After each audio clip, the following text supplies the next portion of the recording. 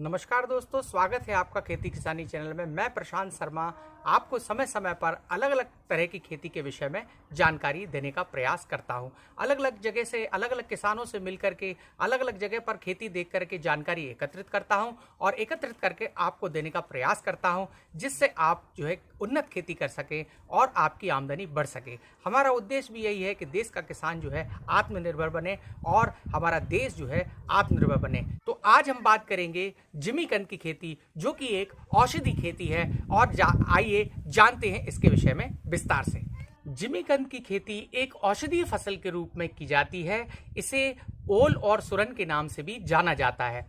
इसका जो है इस्तेमाल सब्जी के रूप में भी किया जाता है और इसके पौधों पर लगने वाले फल जमीन के अंदर ही कंद के रूप में विकास करते हैं, जड़ के रूप में विकास करते हैं, जिसकी उपयोगिता जो है कई बीमारियों में होती है। इसके फल की तासीर गर्म होती है। इसके खाने से गले में खुजली जो है वो खत्म हो जाती है। वर्तमान में इसकी जो प्रतिरोधी कई किस्मों का जो है निर्माण कर लिया गया है, जिसको खाने से गले में खुजली और शरीर में खुजली भी नहीं होती है। तो जिमीकंद की पैदावार जमीन के बाहर पाए जाने वाले इनके पौधे के भाग को घनकंद के नाम से भी जाना जाता है और जमीन के बाहर इसके पौधे की लंबाई 3 से 4 फीट होती है।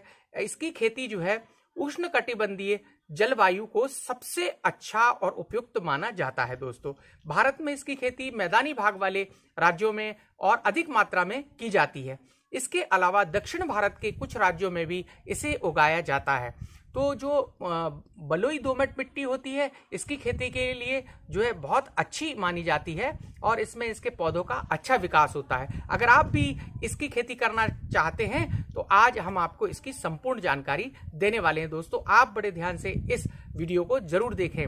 तो उसके लिए जो उपयुक्त मिट्टी है, इसके पौधे के अच्छे विकास के लिए उचित जल निकासी वाली बलुई दोमट मिट्टी उपयुक्त होती है, जबकि भारी और जल भराव वाली जमीन में इसकी खेती नहीं की जा सकती, क्योंकि भारी जमीन में इसके जो फल होते हैं उनका विकास अच्छे से नहीं हो पाता है। इसकी खेती के लिए जमीन का जो पीएच मान होता है वो 6 से 7 के बीच होना चाहिए। दोस्तों, जलवायु और तापमान जो है सुरन को उष्ण कटिबंधीय जलवायु का पौधा माना जाता है। भारत में इसकी खेती बारिश के मौसम से पहले और बाद में की जाती है। इसके पौधे के अच्छे विकास के लिए सामान्य रूप से होने वाली अच्छी बारिश बहुत उपयोगी होती है। इसके पौधे को विकास करने के लिए गर्मी की बहुत आवश्यकता होती है, लेकिन इसके कंद को विकास करने के लिए ठंड के मौसम की आवश्यकता होती है। तो जो कंद होते हैं उसको ठंड की आवश्यकता होती है, पौधे को गर्म की आवश्यकता होती है। ठंड के मौसम में इसका कंद अच्छे से विकास करता है। दोस्तों, तो इसके बीज जो इसके पौधे बीज लगाने के लगभग 20 से 30 दिन बाद अंकुरित होते हैं। इस दौरान इसके पौधे को अंकुरण होने के लिए 20 डिग्री के आसपास तापमान की आवश्यकता होती है। अंकुरित होने के बाद पौधे को विकास करने के लिए सामान्य तापमान की जरूरत होती है।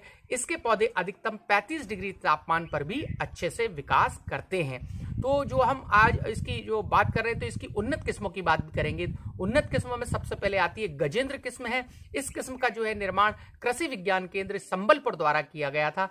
दूसरे नंबर पे M15, इस किस्म को श्री पद्मा के नाम से भी जाना जाता है।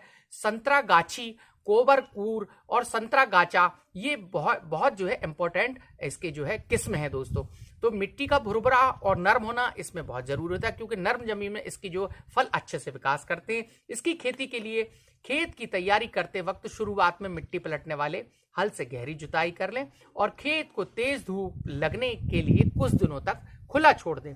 उसके बाद उचित मात्रा में पुरानी गोबर की खाद को खेत में डालकर अच्छे से मिट्टी में मिला दें और खाद को मिट्टी में मिलाने के लिए खेत की 2 से 3 बार तिरछी जुताई करें और खाद को मिट्टी में मिलाने के बाद खेत में पानी चलाकर उसका पलेवा कर लें।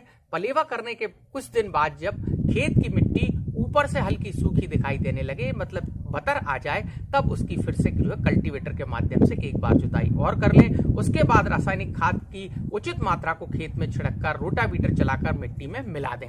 उसके बाद खेत में उचित दूरी रखते हुए नाली बनाकर रोपाई के लिए खेत को तैयार कर लें।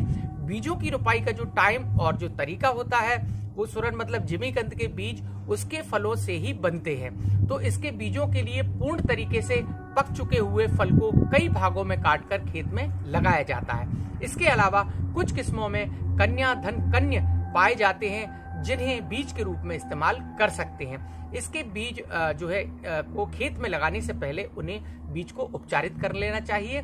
इसके लिए बीजों को जो है हम जो है बाबास्टीन वगैरह से और इस पे और भी बहुत सारे जो है बीज उपचार के हमें आते हैं, बाजार में भी मिलते हैं और आप इसका जो है उपयोग कर सकते हैं। 1 हेक्टेयर में लगभग 50 कुंटल बीज की जो है आवश्यकता होती है और पौधा रोपाई इसके फल से बीजों को तैयार करते वक्त जो है ध्यान ये रखना चाहिए कि इसके बीजों का जो वजन है वो 250 से 500 ग्राम होना चाहिए और प्रत्येक कटे हुए बीज में कम से कम 2 आंख होना चाहिए। और 2 आंख होने के साथ साथ ताकि जो पौधे का जो अंकुरण है अच्छी तरीके से हो पाए, कंद के बीज तैयार करने के बाद उन्हें उपचारित कर खेत में लगाया जाता है। इसके बीज को खेत में पहले से तैयार की गई नालियों में लगाया जाता है। लेकिन कुछ किसान भाई इन्हें गड्ढों में लगाते हैं, जिसके लिए उचित दूरी रखते हुए खेतों में नाली की जगह गड्ढों को तैयार कर लेना चाहिए। बीज रोपाई के लिए नालियों या गड्ढों को तैयार करते वक्त ध्यान रहे कि प्रत्येक नालियों के बीच 2 से 2.5 फीट की दूरी होना बहुत जरूरी है दोस्तों। और इन नालियों या गड्ढों के अंदर बीज को आपस में 2 फीट की दूरी पर ही उगाना चाहिए। और जो बीज की नालियों में उगाने के बाद उन्हें मिट्टी से अच्छे से ढक देना चाहिए। इसके बीजों को खेत में मार्च से लेकर जुलाई तक उगाया जा सकता है। मार्च में उगाई गई फसल की पैदावार बाकी किसी भी समय लगाई गई फसल से अधिक होती है और मार्च में इसकी फसल को सिर्फ सिंचित जगह पर ही लगाया जाता है और असिंचित जगह जहां पर सिंचाई की व्यवस्था ना हो, इसे जून के महीने में पहली बारिश के वक्त ही लगा देना चाहिए दोस्तों। तो सिंचित में जो है हमें सिंचित जमीन पर मार्च में लगाना चाहिए। पौधों की जो सिंचाई और ओल की जो फसल की सिंचाई की ज्यादा जरूरत होती है, क्योंकि पौधों को पानी और उचित मात्रा में मिलना चाहिए। इसका कंद अच्छे से तैयार हो जाता है। इसके बीज को अगर सूखी हुई भूमि में लगाते हैं तो इसकी सिंचाई तुरंत कर देना चाहिए। इसके बीज को खेत में लगाने के बाद अंकुरण होने तक खेत में नमी की मात्रा को बनाए रखना चाहिए। इसके लिए खेत में 2 बार सिंचाई कर देना अच्छा होता है। अब बात करते हैं बीजों के अंकुरण होने के बाद बारिश में पहले गर्मियों के मौसम में पौधों को 4 से 5 दिन के अंतराल में पानी देना चाहिए, जबकि बारिश के मौसम में इसके पौधों को पानी की जरूरत नहीं होती है। लेकिन अगर बारिश टाइम से ना हो तो आप पौधों को आवश्यकता अनुसार पानी देते रहिए और आपको देते रहना चाहिए। अगर बारिश काफी टाइम से रुक जाती है तो सर्दियों के मौसम में इसके पौधों का पानी सामान्य कम जरूरत होती है, इसलिए सर्दियों के मौसम में पौधों को 15 से 20 दिन में आपके 15 से 20 दिन के अंतर पे आप पानी दे सकते हैं दोस्तों। उर्वरक की मात्रा की बात करते हैं तो इसके पौधे को विकास करने के लिए उर्वरक की उचित मात्रा की जो ज्यादा जरूरत होती है, इसके लिए खेत की जुताई के वक्त आप जो 15 गाड़ी प्रति एकड़ के हिसाब से गोबर की पुरानी खाद खेत में डालकर उसे मिट्टी में अच्छे से मिला दें। उसके बाद खेत की लास्ट जुताई के वक्त जो है आप potash 50 kilogram, urea 40 kilogram, DAP 150 kilogram की मात्रा से आपस में मिलाकर इसकी लगभग आधी मात्रा को खेत में छिड़क दें और बाकी बची हुई जो आधी मात्रा है उसको 2 बराबर भागों में बांटकर खेत की सिंचाई के वक्त 2 बार पौधों को देना चाहिए। तो पहली बार बाकी बची मात्रा के आधे भाग को 2 महीने बाद पौधों की जड़ों के पास डालकर मिट्टी चढ़ा दें और उसके 2 महीने बाद एक बार फिर से शेष बची हुई जो बाकी की मात्रा है उसे भी पौधों की जड़ों में डालकर उस पर मिट्टी चढ़ा देनी चाहिए दोस्तों। तो अब बात करते हैं खरपतवार के नियंत्रण की। तो जिमीकंद की खेती में खरपतवार का जो नियंत्रण है वो निदाई गुड़ाई के माध्यम से किया जाता है और इसके लिए खेत की पहली जो गुड़ाई होती है वो बीजों के अंकुरण से पहले बीज रोपाई के लगभग 15 दिन के बाद हाथों से करनी चाहिए, क्योंकि इसके बीजों का जो अंकुरण लगभग 1 महीने में पूर्ण हो जाता है और किसी भी यंत्र से गुड़ाई के दौरान अंकुरित प्रभावित हो सकता है। तो बीज के अंकुरण होने के बाद इसके पौधों को गुड़ाई हल्के रूप में करना चाहिए और गुड़ाई के दौरान पौधों की जो जड़ें हैं हल्की मिट्टी से चढ़ा देना चाहिए। जिमीकंद के पौधों की 3 से 4 हल्की गुड़ाई करना अच्छा होता है। इसके अलावा जो बीज रोपण के बाद जो है अगर हो सके तो खेत में सूखी हुई घास या पुलाव बिछा दें, जिससे खेत में पनपने वाली खरपतवार नियंत्रित हो जाती है और पौधों में पानी की कमी भी नहीं होती है, जिससे पौधों में जो है कम पानी लगता है और नमी बनी रहती है। पौधों में लगने वाले रोग और इसकी रोकथाम। जिमीकंद के पौधों में कीट और जीवाणु जनित कई तरह के रोग देखने को मिलते हैं, जिनकी अगर उचित समय पर हम रोकथाम नहीं कर पाते हैं तो पैदावार पर बहुत ज्यादा प्रभाव पड़ जाता है। तो बात करते हैं कि जिमीकंद भ्रंग करके एक जो रोग होता है वो पौधों की पत्तियों और शाखाओं को ज्यादा नुकसान पहुंचाता है। इसके पौधों पर ये रोग कीट की वजह से फैलता है और इस रोग की शुंडी का रंग हल्का भूरा लाल होता है जो पौधों की पत्तियों और शाखाओं को खाती है, जिसके पौधे का विकास रुक जाता है, जिससे और पैदावार कम होती है। इस रोग की रोकथाम के लिए पौधों पर नीम के काढ़े की को माइक्रोजाइम के साथ मिलाकर आप जो है पौधों में छिड़काव कर सकते हैं। अब इसमें झुलसा रोग भी लगता है दोस्तों।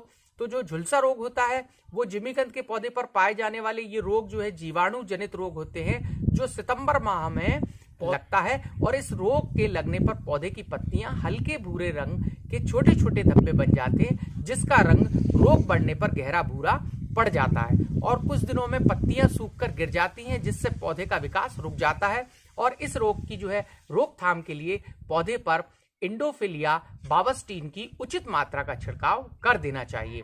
तना गलन करके भी एक इसमें जो रोग होता है उसके विषय में बात करेंगे। तो तना गलन का जो रोग होता है वो पानी भराव की वजह से होता है और इसकी जो रोग की रोकथाम का सबसे अच्छा तरीका है कि पौधे में जल भराव की स्थिति न बनने दें। इस रोग के लगने पर पौधे का तना जमीन के पास से काला पड़ जाता है। उसके बाद पौधे की जो पत्तियां हैं मुरझाकर सूखने लगती है, जिससे उसका रंग पीला दिखाई देने लगता है और कुछ दिन बाद वो पूरा जो है पौधा नष्ट हो जाता है। तो इस रोग की जो है रोकथाम के लिए पौधों की जड़ों में आप कैप्टॉन दवा भी उपयोग कर सकते हैं दोस्तों।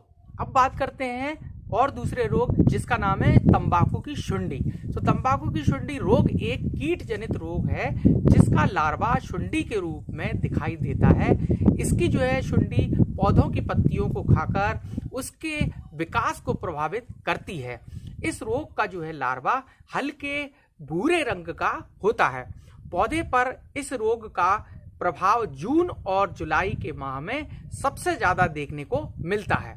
बात करते हैं इसकी रोकथाम की, तो पौधों पर मैकोजेब का आप जो है उचित मात्रा इसकी छिड़काव इसका कर देना चाहिए समय से, जिससे जो है ये रोग आगे ज्यादा न पनप पाए दोस्तों। अब बात करते हैं कंदों की खुदाई की। तो जिमीकंद के पौधे जो है बीज रोपाई के लगभग 6 से 8 महीने बाद पककर तैयार हो जाते हैं। इसके फल पकने पर पौधों के नीचे पत्तियां सूख कर गिरने लगती हैं। तो इस दौरान फलों की जो खुदाई होती है वो तुरंत कर लेना चाहिए दोस्तों। तो ये जो है 6 से 8 महीने की फसल है और इसको जो है आपको समय से जो है निकाल लेना चाहिए। अब फलों की जो खुदाई के बाद उन्हें साफ पानी से धोकर किसी छायादार जगह में सुखाकर रखना चाहिए। उसके बाद फलों की छटाई कर किसी भी हवादार बोरों में भरकर बाजार में बेचने के लिए भेज देना चाहिए।